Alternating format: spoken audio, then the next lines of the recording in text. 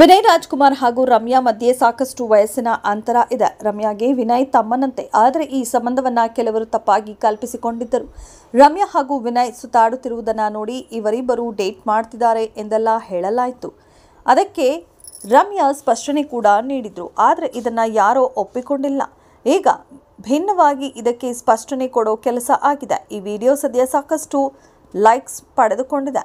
Ring ಕೊಡ್ತೀನಿ ಬಾ ಅಂತ ರಮ್ಯಾಗೆ ಮೆಸೇಜ್ ಮಾಡಿದ್ರು ವಿನಯ್ ರಾಜ್ಕುಮಾರ್. ಆ ಬಳಿಕ ಇಬ್ಬರು ಜ್ಯುವೆಲ್ಲರಿ ಶಾಪ್ಗೆ ತೆರಳುತ್ತಾರೆ. ಅಲ್ಲಿ ರಿಂಗ್ ಹುಡುಕುವಾಗ ಯಾಕೆ ರಿಂಗ್ ಕೊಡಬೇಕು ಎಂದು ಅನಿಸಿತು ಎಂದು ರಮ್ಯಾ ಪ್ರಶ್ನೆ ಮಾಡ್ತಾರೆ.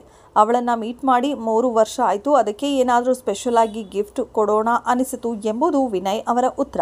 ಕೊನೆಗೂ ಇವರಿಬ್ಬರು ಸೇರಿ ಒಂದು ರಿಂಗ್ ಫೈನಲ್ ಮಾಡ್ತಾರೆ. ಆ ರಿಂಗ್ ತೋರಿಸುತ್ತಿದ್ದ ವ್ಯಕ್ತಿ ಕಂಗ್ರ್ಯಾಚುಲೇಷನ್ ಸರ್, ಕಂಗ್ರ್ಯಾಚುಲೇಷನ್ ಮ್ಯಾಮ್ ಎಂದು ಹೇಳ್ತಾನೆ.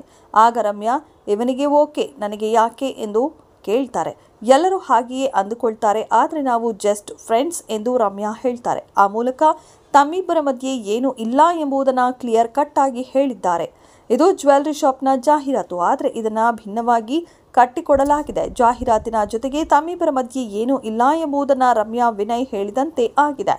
ಇದೇ ವೇಳೆ ವಿನಯ್ ರಾಜ್ಕುಮಾರ್ ಮನತರಿಸಿ ಯಾರು ಎಂಬ ಪ್ರಶ್ನೆಯೂ ಕೂಡ ಮೂಡಿದೆ.